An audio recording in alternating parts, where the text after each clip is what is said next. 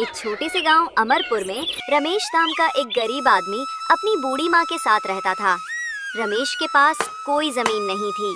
इस वजह से वो जंगल से लकड़ी काटकर बेचता और उसी से अपना और अपनी माँ का गुजारा करता था। रमेश बेटा, जल्दी निकल जा, सूरज उगाया है। जंगल जाने में देर कर देगा तो शाम तक लकड़ी काटकर लौटना मुश्किल हो जाएगा। हाँ माँ, मैं अभी निकलता हूँ, तू चिंता मत कर। आज कोशिश करूँगा ज्यादा लकड़ियाँ लाऊं ताकि 2 दिन का खर्चा निकल जाए। रमेश अपनी कुल्हाड़ी उठाता है और झोपड़ी से बाहर निकल पड़ता है। रमेश जंगल की ओर जा रहा था। अचानक रास्ते में उसे गांव का सेठ हरिहर मिलता है। अरे रमेश, कहाँ जा रहा है सुबह सुबह? प्रणाम सेठ जी, जंगल जा रहा हूँ लकड़ी काटने। माँ के खाने का इंतजाम करना है ना, बस वही करने निकल पड़ा। तू भी अजीब आदमी है रमेश, ना जमीन है ना खेत, बस यही जंगल की लकड़ियों से पेट पालता है। सेठ जी, भगवान ने जो दिया है उसी में जी रहा हूँ। बात तो ठीक कहता है तू। अच्छा सुन, मुझे अपनी गाय की गौशाला बनाने के लिए कुछ लकड़ियों की जरूरत पड़ेगी, क्या तू ला सकेगा? क्यों नहीं सेठ जी, अगर आपको लकड़ी चाहिए तो मैं पहुँचा दूंगा। बस बता दीजिए कितनी चाहिए और कब तक। अच्छा, तो कल से ही लकड़ी मेरे गोदाम में पहुंचाना शुरू कर। दाम अच्छा दूंगा। अगर तेरा काम ठीक रहा तो आगे भी तुझसे ही काम लूंगा। धन्यवाद सेठ जी, मैं अपनी पूरी मेहनत लगा दूंगा। रमेश जंगल में पहुंचता है। चारों ओर हरे भरे पेड़, पक्षियों की चहचहाट। रमेश कुल्हाड़ी उठाकर लकड़ी काटना शुरू करता है। अगर ये काम सही रहा तो माँ को आराम मिलेगा, शायद झोपड़ी भी ठीक कर सकूं। भगवान, बस तू साथ देना। धीरे धीरे शाम होती है। रमेश लकड़ियां बांधकर अपने कंधे पर लाता है और गांव लौटता है। उसकी माँ दरवाजे पर बैठी इंतजार कर रही थी। आ गया बेटा, कितनी देर लगा दी, थक गया होगा। हाँ माँ, पर आज मन खुश है। सेठ जी ने मुझसे ढेर सारी लकड़ी मंगवाई है। अगर काम सही हुआ तो आने वाले दिन बदल सकते हैं। भगवान तेरा भला करे बेटा, तेरी मेहनत रंग लाएगी। माँ बचे हुए राशन से खाना बनाती है, फिर दोनों खाना खाते हैं। शाम का समय, आसमान पर काले बादल छा जाते हैं। तेज हवाएं चलने लगती हैं। अचानक बारिश शुरू हो जाती है। गांव की पगडंडियां कीचड़ से भर जाती हैं। झोपड़ी के अंदर रमेश की बूढ़ी माँ घाट पर लेटी थी। बारिश में चल रही ठंडी हवा से रमेश की माँ को तेज बुखार हो गया था। ओ राम, ओ रमेश, मेरा सिर जल रहा है बेटा। अरे माँ, ये क्या हो गया? तेरा शरीर तो तपा हुआ है। तू बिल्कुल चिंता मत कर, मैं अभी तेरे लिए दवा लेकर आता हूँ। इसके बाद रमेश तुरंत भीगते हुए बाहर निकल जाता है। तेज बारिश में रमेश की हालत भीगकर बदतर हो जाती है। वो भीगते हुए सेठ हरिहर के हवेली पर पहुंचता है और दरवाजा खटखटाता है। तभी दरवाजा खुलता है और सेठ अंदर से निकलता है। अरे रमेश, तू इस वक्त और इस बारिश में यहाँ क्या कर रहा है? सेठ जी, मेरी माँ को तेज बुखार हो गया है। हालत बहुत खराब है। घर में ना दवा है ना राशन। मुझे पैसों की सख्त जरूरत है। तो तू चाहता क्या है? सेठ जी, मुझे कुछ ज्यादा पैसे उधार दे दीजिए। मैं कुछ पैसे लकड़ी में कटवा दूंगा और बाकी मैं मजदूरी करके लौटा दूंगा। ठीक है रमेश, पैसे तो मैं दे दूंगा, लेकिन ब्याज देना होगा। ब्याज? सेठ जी, मैं गरीब आदमी हूँ, ब्याज के साथ पैसे कैसे लौटाऊंगा? तो सुन, मैं बिना ब्याज के पैसे नहीं देता। यदि ब्याज के साथ पैसे देने हैं तो बता, वरना पैसे भूल जा। ठीक है सेठ जी, जो शर्त आप कहें मैं मान लूंगा। ये ले कुछ रुपए, और याद रखना रमेश, ब्याज सहित पैसे समय पर चुका देना, वरना तू जानता ही है। धन्यवाद सेठ जी, मैं मेहनत करके एक एक पैसा चुका दूंगा। रमेश बारिश में फिर से भीगता हुआ डॉक्टर मोहन की झोपड़ी की ओर दौड़ता है। डॉक्टर मोहन एक दिया लेकर दरवाजा खोलते हैं। अरे रमेश, इस तूफानी बारिश में यहाँ क्या कर रहा है? सब ठीक तो है? डॉक्टर मोहन, मेरी माँ को तेज बुखार हो गया है, कृपा करके कुछ दवा दे दीजिए। ओह ठीक है, रुक, मैं अभी जड़ी बूटियाँ तैयार करता हूँ। डॉक्टर मोहन जल्दी से एक छोटी थैली में दवा भरकर रमेश को देते हैं। ये दवा हर 3 घंटे में देना, माँ को आराम मिलेगा। धन्यवाद डॉक्टर मोहन। रमेश पैसे देकर झोपड़ी की ओर लौटता है। माँ देखो, डॉक्टर मोहन से दवा ले आया हूँ। ये लो, अभी खा लो। रमेश माँ को दवा खिलाता है और पानी पिलाता है। कुछ देर बाद माँ का पसीना छूटता है। अरे, अब थोड़ा आराम लग रहा है बेटा। भगवान का शुक्र है माँ, तू जल्दी ठीक हो जाएगी। अगली सुबह माँ कुछ बेहतर महसूस कर रही थी।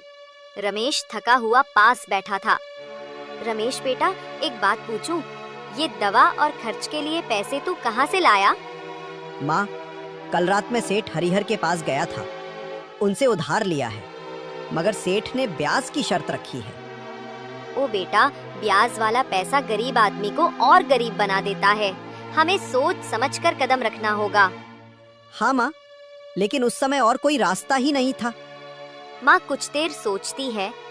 रमेश, क्यों ना तू इन बचे हुए पैसों से समोसे बनाकर बेचने लगे। देख, इस बरसात में लकड़ी सुखाना और बेचना मुश्किल होगा, पर गर्मा गर्म समोसे लोग खुशी से खरीदेंगे। अरे माँ, ये तो बहुत अच्छा सुझाव है। अगर काम चल पड़ा तो हम धीरे धीरे सेठ का उधार भी चुका देंगे। हाँ बेटा, मेहनत ईमानदारी से करोगे तो भगवान जरूर साथ देगा। इसके बाद रमेश कुछ पैसे लेकर गांव की किराना दुकान पर पहुंचता है। राम राम रामू, मुझे बेसन, तेल, हरी मिर्च, धनिया और मसाले चाहिए। समोसे बनाने का सामान दे दीजिए। अरे रमेश, तू लकड़ी का काम छोड़ अब समोसे बनाएगा? वारे किस्मत। हाँ रामू, वक्त के अनुसार रास्ता बदलना ही पड़ता है। मेहनत करूँगा, सब ठीक होगा। दुकानदार सामान तौलकर थैली में रख देता है। रमेश पैसे चुका देता है और घर की ओर लौट पड़ता है। उसकी माँ पहले से तैयार बैठी थी। माँ, सारा सामान ले आया हूँ, अब काम शुरू करें। हाँ बेटा, आज हम दोनों मिलकर मेहनत करेंगे। देखना, सब अच्छा होगा। दोनों मिलकर समोसे बनाते हैं। झोपड़ी में समोसों की खुशबू फैल जाती है। रमेश, ये तो बहुत अच्छे बन रहे हैं। इन्हें बेचने ले जा और ईमानदारी से मेहनत कर। हाँ माँ, आज से हमारी नई शुरुआत होगी। रमेश समोसे एक टोकरी में रखता है और सिर पर उठाकर बाजार की ओर निकल पड़ता है। बाजार में लोगों की भीड़ थी। रमेश सड़क के किनारे एक साफ जगह पर टोकरी रखता है और ऊंची आवाज में समोसे बेचना शुरू करता है। गर्मा गर्म समोसे, ताजे और स्वादिष्ट समोसे, ले लो भाई, ले लो। कुछ लोग उसके आसपास रुककर देखते हैं, पर समोसे नहीं खरीदते। पास ही एक और ठेला लगा था, जहां पहले से समोसे बिक रहे थे। उस ठेले का मालिक था मनोज, जो वर्षों से बाजार में समोसे बेचता आ रहा था। अरे ये क्या, ये रमेश लकड़हारा ये समोसे बेचेगा, और वो भी मेरे सामने। इसकी इतनी हिम्मत। मनोज रमेश की ओर घूरता है। ठीक है, अब देखता हूँ कि ये कैसे समोसे बेचता है। इसे सबक सिखाना ही पड़ेगा। रमेश ग्राहकों को बुलाने में व्यस्त था। उसे मनोज की चालाकी का अंदाजा नहीं था। गर्मा गर्म समोसे, ताजे और स्वादिष्ट समोसे, ले लो भाई, ले लो। तभी दो आदमी उसके पास आते हैं। अरे रमेश, तू लकड़हारा था ना, अब समोसे बेच रहा है? हाँ भाई, करना पड़ता है। पेट पालने के लिए मेहनत करनी ही पड़ती है। चल ठीक है, जरा हमको भी समोसे खिला, देख तेरे समोसे कैसे हैं। रमेश खुशी से तुरंत 2 समोसे निकालकर उन्हें देता है। लीजिए भाई, ताजे गर्मा गर्म समोसे हैं, जरूर पसंद आएंगे। दोनों आदमी एक एक निवाला खाते हैं। अचानक वे चेहरे बिगाड़ लेते हैं और समोसे जमीन पर फेंक देते हैं। अरे ये क्या बनाया है? बिल्कुल बेस्वाद, ना नमक है ना मसाले का स्वाद। ये समोसे खाने लायक ही नहीं है। रमेश, तुझे किसने समोसे बनाना सिखाया? एकदम बकवास है ये। ऐसे तो कोई ग्राहक तेरे पास नहीं आएगा। रमेश का चेहरा उतर जाता है। उसकी आंखों में आंसू भर आते हैं। हे भगवान, इतनी उम्मीद से काम शुरू किया था, क्या सच में मैं समोसे बेचने लायक नहीं हूँ? पास खड़ा मनोज ये दृश्य देखकर मन ही मन मुस्कुराता है। हाँ हाँ, यही होता है जब कोई मेरे सामने समोसे बेचने की कोशिश करता है। अब देखता हूँ ये रमेश कितने दिन टिकता है। अरे भाइयों, क्यों उन बेस्वाद समोसों के चक्कर में पड़े हो? आओ मेरे पास आओ, यहाँ गर्मा गर्म चटपटा और मजेदार समोसा मिलेगा। दोनों आदमी मनोज के ठेले की ओर बढ़ते हैं। आसपास खड़े अन्य ग्राहक भी मनोज के पास जाने लगते हैं। हाँ भाई, मनोज के समोसे तो हमेशा लजीज होते हैं, चलो वही खाते हैं। धीरे धीरे सभी लोग मनोज के ठेले पर जुट जाते हैं। रमेश अकेला सड़क किनारे अपनी टोकरी लिए रह जाता है। लगता है आज कोई भी मेरे समोसे नहीं खरीदेगा। रमेश निराश मन से अपनी टोकरी उठाता है और भीगी आंखों के साथ घर लौट आता है। झोपड़ी के दरवाजे पर उसकी माँ इंतजार कर रही होती है। क्या हुआ बेटा, समोसे बिके नहीं क्या? रमेश चुपचाप टोकरी जमीन पर रख देता है। माँ, बाजार में सबने मेरे समोसे बेस्वाद कहकर फेंक दिए। किसी ने पसंद नहीं किए और सारे पैसे भी इसमें लग गए। अब सेठ का कर्ज कैसे चुकाएंगे? बेटा चिंता मत कर, हर नया काम शुरुआत में कठिन होता है। भगवान तेरे लिए कोई ना कोई रास्ता जरूर निकालेंगे। वे दोनों बात कर ही रहे थे, तभी बाहर से आवाज आती है। दरवाजे पर सेठ हरिहर अपने 2 आदमियों के साथ खड़ा था। अरे रमेश, कहाँ है तू? बाहर आ, आज हिसाब करना है। माँ, ये तो सेठ है, लगता है पैसे वसूलने आया है। हिम्मत रख बेटा, सच बोलना, भगवान सब देख रहे हैं। रमेश अपनी माँ के साथ बाहर आता है।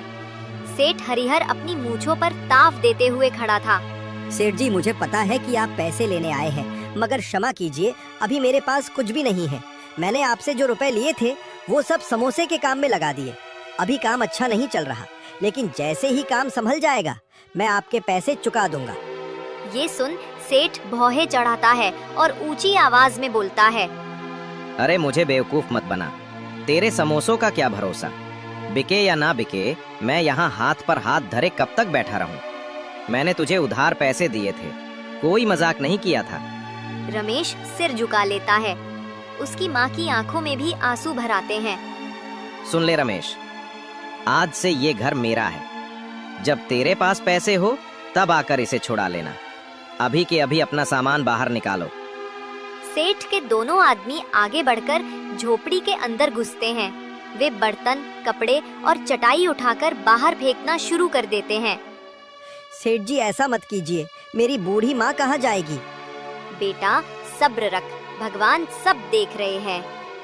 आसपास के कुछ गांव वाले ये दृश्य देखकर इकट्ठा होने लगते हैं, पर कोई भी सेठ के डर से आगे नहीं आता। रमेश और उसकी माँ अपना सामान उठाकर गांव से बाहर निकलते हैं। चलते चलते वे नदी किनारे पहुँचते हैं। नदी के किनारे पर घास और पेड़ पौधे थे। बेटा, अब हम कहाँ रहेंगे? माँ, जब तक भगवान साथ हैं, हम भूखे प्यासे नहीं मरेंगे। यही नदी किनारे एक छोटी सी झोपड़ी बना लेंगे। इसके बाद रमेश कुछ लकड़ियाँ और पत्ते इकट्ठा करता है। माँ उसकी मदद करती है। धीरे धीरे दोनों एक छोटी सी कच्ची झोपड़ी बना लेते हैं। देख, अब सिर पर छत तो है, चाहे कितनी भी छोटी क्यों ना हो। हाँ माँ, ये झोपड़ी ही हमारे लिए महल से कम नहीं। कुछ समय बाद रमेश फिर से अपने बनाए समोसे टोकरी में रखकर बाजार जाता है। उसका चेहरा उम्मीद से भरा था। शायद आज कोई मेरे समोसे खरीदे, शायद आज सब कुछ बदल जाए। वो सड़क किनारे बैठ जाता है और आवाज लगाता है। गर्मा गर्म समोसे, घर के बने समोसे, लो भाई लो। उसी समय एक बूढ़ा कमजोर आदमी लाठी टेकते हुए मनोज के ठेले के पास पहुंचता है। उसका चेहरा भूख से मुरझाया हुआ था। बेटा, सुबह से कुछ नहीं खाया, जरा कुछ खाने को दे दो, पेट में कुछ सहारा हो जाए। मनोज बूढ़े की ओर देखता है, फिर गुस्से में चिल्लाता है।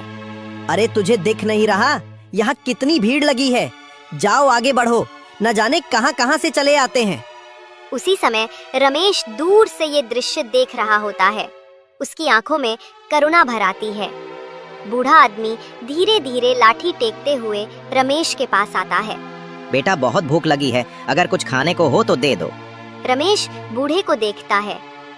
ठीक है बाबा, वैसे भी मेरे समोसे कोई नहीं खा रहा, आप ही खा लीजिए। रमेश अपने हाथ से प्लेट में 2 गर्मा गर्म समोसे रखकर बूढ़े को देता है। पहला निवाला लेते ही उसका चेहरा चमक उठता है। वाह बेटा, तुम्हारे समोसे तो बहुत स्वादिष्ट हैं, सचमुच गजब का स्वाद है। बाबा, क्या आप सच कह रहे हो? सब तो कहते थे कि मेरे समोसे बेस्वाद हैं। अरे बेटा, मैं झूठ क्यों बोलूंगा? यकीन न हो तो खुद खाकर देख ले। रमेश थोड़ी हिचकिचाहट के साथ टोकरी से एक समोसा उठाता है। अरे ये तो सच में बहुत स्वादिष्ट है, ये कैसे हो गया? रमेश की आंखों में हैरानी के साथ खुशी भी झलकने लगती है। बूढ़ा आदमी मुस्कुराते हुए रमेश की ओर देखता है, फिर वो अपनी झोली में हाथ डालता है और एक छोटी सी थैली निकालकर रमेश को देता है। बेटा, ये बहुत दुर्लभ जड़ी बूटी है। इसे जब भी अपने समोसे में मिलाएगा, तेरे समोसों का स्वाद कई गुना बढ़ जाएगा। लेकिन याद रखना, ये बूटी सिर्फ भलाई के काम में ही इस्तेमाल करनी है। बाबा, आप कौन हैं और मुझे ये सब क्यों दे रहे हैं? बूढ़ा मुस्कुराता है और धीरे धीरे गायब हो जाता है। ये बाबा थे या खुद भगवान का कोई रूप? संध्या तक रमेश के कुछ और समोसे बिक जाते हैं। वो थका हुआ मगर थोड़ा खुश होकर घर लौट आता है। माँ, आज भगवान ने चमत्कार कर दिया। कुछ समोसे बिक गए और हाँ, एक बाबा ने मुझे एक जड़ी बूटी दी। बेटा, हो सकता है वो बाबा भगवान के ही भेजे दूत हो। उनकी बात को हल्के में मत लेना। सुबह होते ही रमेश गांव की किराना दुकान पर पहुंचता है। रामू, ये कुछ पैसे हैं, बाकी उधार में लिख लीजिए। मुझे समोसे बनाने का सामान चाहिए। ठीक है रमेश, तू ईमानदार आदमी है, तेरे लिए उधार लिख दूंगा। रमेश सामान लेकर घर लौटता है। घर पहुंचकर माँ और बेटा मिलकर समोसे बनाने लगते हैं। रमेश बाबा की दी हुई जड़ी बूटी उठाता है और मसाले में मिलाता है। जैसे ही जड़ी बूटी मिलती है, रसोई में एक अद्भुत और मनमोहक खुशबू फैल जाती है। माँ, ये कैसी अद्भुत सुगंध है। लगता है सचमुच ये जड़ी बूटी जादुई है। बेटा, अब तेरे समोसे जरूर बिकेंगे। रमेश ताजे और सुगंधित समोसे टोकरी में भरता है और उम्मीद भरी नजरों से बाजार की ओर चल पड़ता है। बाजार पहुंचते ही समोसे की महक चारों ओर फैलने लगती है और लोग उसकी ओर मुड़कर देखने लगते हैं। तभी दो आदमी उस उत्साह से रमेश की ओर बढ़ते हैं। अरे भाई, क्या डाला है समोसे में? खुशबू तो बड़ी लाजवाब आ रही है। हाँ भाई, जल्दी खिलाओ, रुका ही नहीं जा रहा। रमेश मुस्कुराते हुए उन्हें गर्मा-गर्म समोसे परोसता है। दोनों आदमी समोसे लेते हैं। वाह भाई, कमाल कर दिया। तुम्हारे समोसों में तो बिल्कुल अलग ही स्वाद है। ऐसा तो हमने कहीं नहीं खाया। भाई, हमें और पैक कर दो। धीरे धीरे लोग इकट्ठे होने लगते हैं। कोई खुशबू से आकर्षित होकर आता है, कोई पहले खा चुके लोगों की तारीफ सुनकर रमेश के पास भीड़ लग जाती है।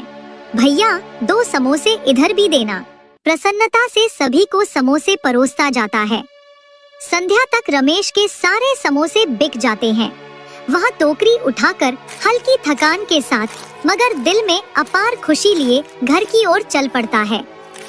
माँ, आज तो चमत्कार हो गया। मेरे सारे समोसे बिक गए।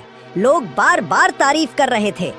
देखा बेटा, भगवान मेहनती और नेक दिल का साथ कभी नहीं छोड़ते। अगली सुबह का बाजार। सुबह सुबह रमेश टोकरी में ताजे समोसे लेकर बाजार पहुंचता है। समोसे में बाबा की दी हुई जड़ी बूटी मिलाता है। थोड़ी ही देर में समोसों की सुगंध चारों ओर फैल जाती है। अरे, वही समोसे वाला आ गया। चलो जल्दी जल्दी ले ले, वरना खत्म हो जाएंगे। कुछ ही देर में रमेश की दुकान पर भीड़ लग जाती है।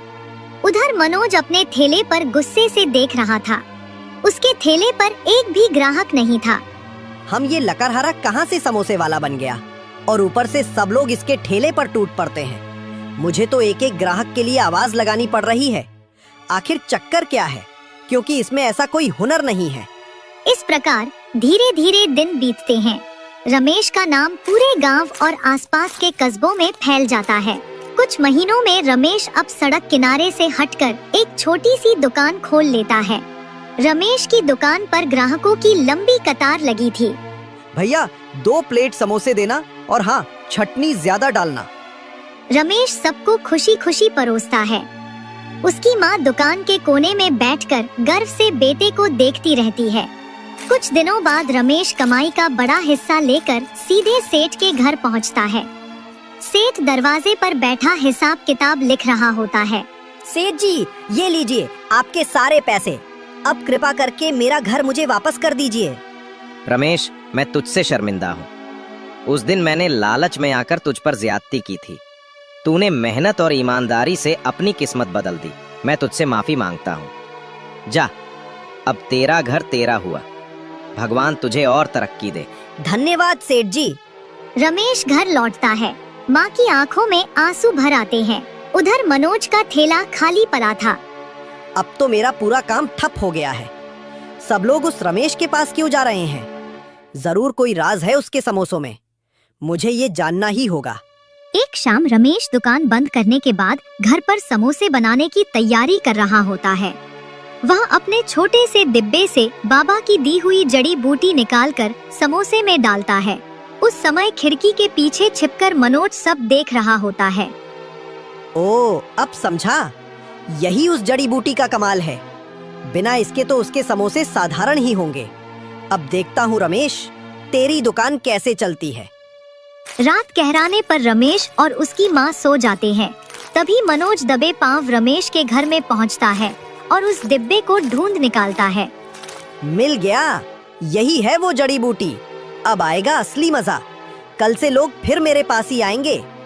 वह डिब्बा अपने हाथ में दुखाकर चुपके से निकल जाता है। अगली सुबह रमेश दुकान की तैयारी में जुटा था। रमेश डिब्बा निकालने अलमारी में हाथ डालता है, लेकिन डिब्बा नहीं मिलता। उधर मनोज अपनी थैली के पास बैठा था।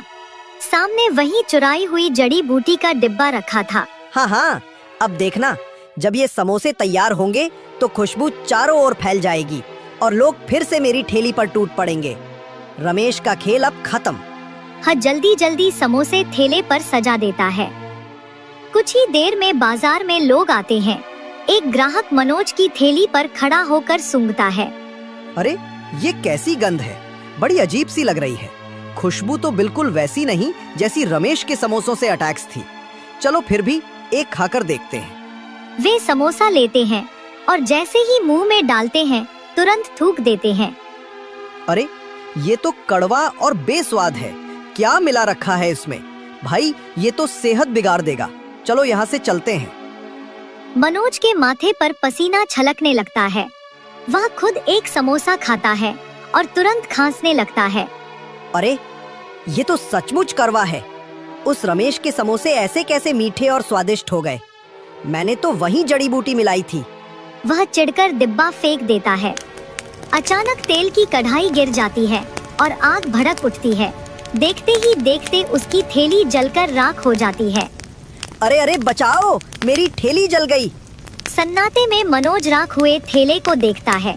आंखों से आंसू बहने लगते हैं। अगली सुबह मनोज सीधे रमेश की दुकान पर पहुंचता है। रमेश ग्राहकों को समोसे परोस रहा था। मनोज हाथ जोड़कर उसके सामने खड़ा हो जाता है। रमेश भाई, मुझे माफ कर दो। मैंने तुम्हारी जड़ी बूटी चुराई थी। मैंने सोचा कि तुम्हारी सफलता को छीन लूंगा, पर मेरा सब कुछ जलकर राख हो गया। मनोज, लालच का रास्ता हमेशा बर्बादी की ओर ले जाता है। मेहनत और सच्चाई ही इंसान को आगे बढ़ाती है। मैं तुझे माफ करता हूँ, लेकिन एक बात याद रखना, लालच मत करना। बस मेहनत और ईमानदारी से काम करना, तभी सुख और सम्मान मिलेगा। हाँ रमेश, अब मैं मेहनत से ही कमाऊंगा। यही मेरी सबसे बड़ी सीख है।